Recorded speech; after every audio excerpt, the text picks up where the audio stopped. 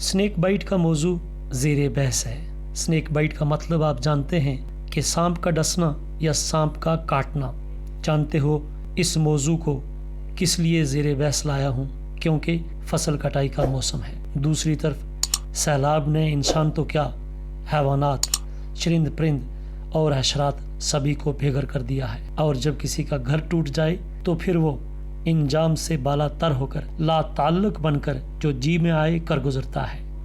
इन हालात में, इस मौसम में आपको स्नेक बाइट यानी अगर सांप डस ले तो क्या करना है और सांप से खुद को बचाना कैसे है, ये सब बताना मैं ज़रूरी समझता हूँ। क्योंकि जहरीले सांप की एक बाइट आपको मौत की नींद सुला सकती है और आपकी ज़िंदगी की सेफ्टी मेरा मतमई नज़र है। जो बाखबर होते हैं वो तैयार रहते हैं और जिन्हें पता नहीं होता उन्हें हमेशा बड़े बड़े नुकसानात का सामना करना पड़ता है। यह है सेफ्टी फर्स्ट लाइफ का प्लेटफॉर्म, यानी सबसे पहले ज़िंदगी का तहफ़्फ़ुज़, अपनी ज़िंदगी का तहफ़्फ़ुज़ और साथ ही साथ दूसरों को सेफ्टी की तरगीब और आगाही देते रहना। So let's start without wasting time.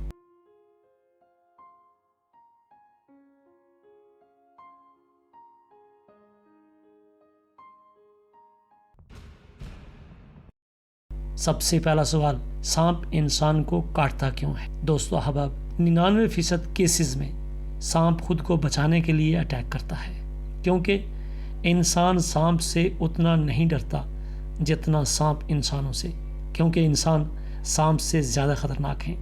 मगर जब अचानक आप सांप के करीब पहुंच जाते हैं तो उसे लगता है कि अब उसकी शामत आ ही गई, मरता क्या न करता। आखिरी ओवर की आखिरी गेंद और 6 रन्स दरकार हैं, वो छक्का न लगाए तो भला क्या करे।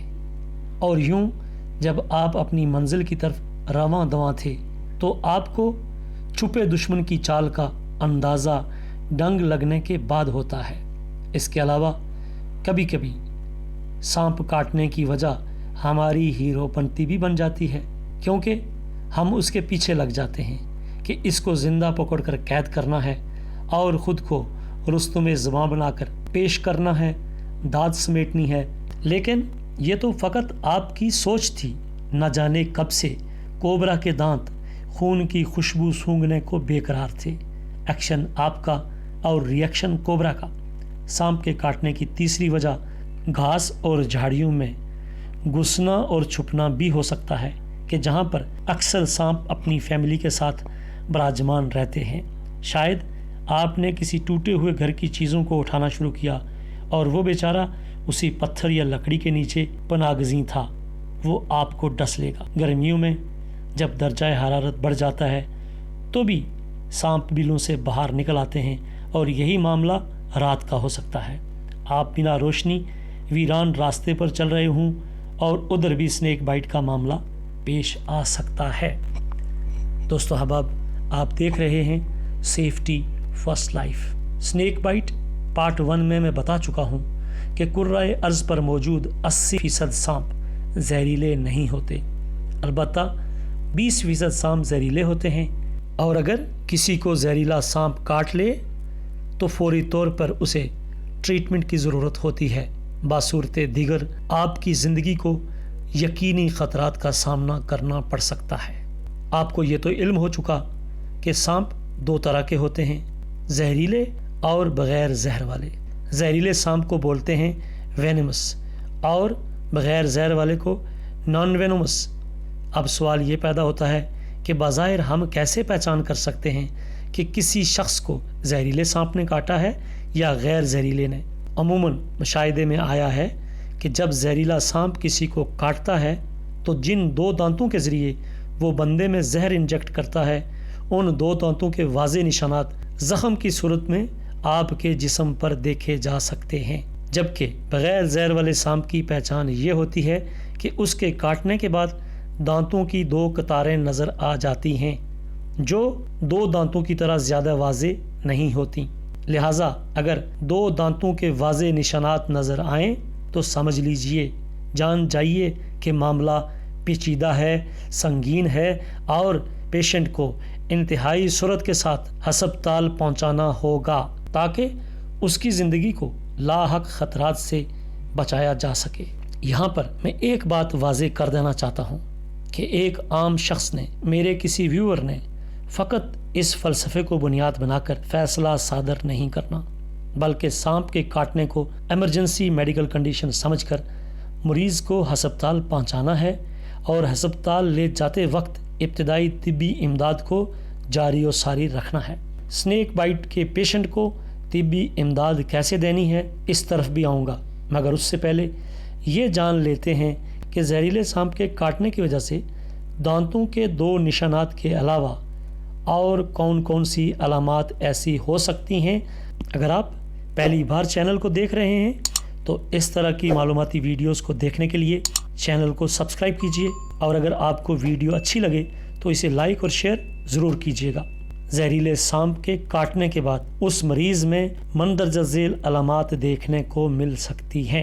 نمبر 1، زخموں سے خون کا بہنا۔ نمبر 2، نظر کا دھندلا ہونا، یعنی آنکھوں کے آگے اندھیرا چھا جانا۔ نمبر 3، الٹیاں لگنا۔ نمبر 4، چکر آنا، لڑکھڑانا۔ نمبر 5، جلد کا جلنا۔ نمبر 6، بے ہوش ہونا۔ نمبر 7، بخار۔ نمبر 8، سردی لگنا۔ نمبر 9، بے چینی اور الجھن کا شکار ہونا۔ نمبر 10، شدید پیاس لگنا۔ نمبر 11، پسینے سے شرابور ہونا۔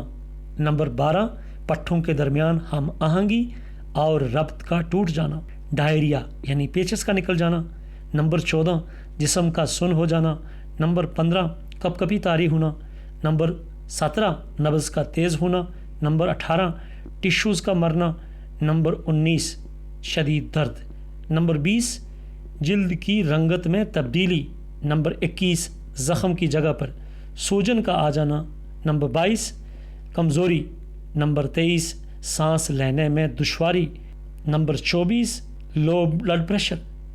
اور نمبر 25، نظر کا ایک جگہ ٹھہر جانا۔ دوستو احباب، یہ ایک لمبی لسٹ ہے جو سانپ کے کاٹے ہوئے انسان میں آپ دیکھ سکتے ہیں، سمجھ سکتے ہیں، اندازہ لگا سکتے ہیں کہ پیشنٹ اس وقت کس کنڈیشن میں ہے۔ یہ وہ علامات ہیں جو ظاہر کرتی ہیں کہ جس سانپ نے کاٹا زہریلا تھا۔ لیکن یاد رکھیے، یہ سب علامات فقط زہر کی وجہ سے نہیں ہوتی، بلکہ کچھ کا تعلق انسان کے خوف اور ڈر سے براہ راست جڑا ہوتا ہے۔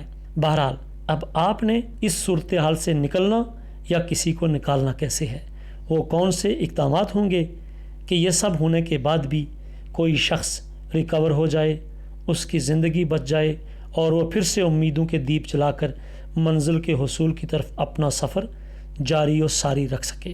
ایک فرسٹ ایڈر کی حیثیت سے آپ کی کیا ذمہ داری بنتی ہے، آپ نے کیا کرنا ہے، کس طرح سے کرنا ہے، اور اس شخص کی زندگی کی بجھتی شمع کو کس طرح جلائے رکھنا ہے، یہ سب آپ جان پائیں گے آنے والے سیفٹی ٹریننگ سیشن میں۔ آج کے لیے بس اتنا ہی۔ اللہ ہم سب کا حامی و ناصر ہو۔ اپنا ڈھیر سارا خیال رکھیے گا۔ ویڈیو سے متعلق اپنی رائے ضرور دیجیے گا، اور اگر ویڈیو اچھی لگی ہو تو اسے دوستوں اور ساتھیوں کے ساتھ شیئر کیجیے گا۔ Good luck and good by.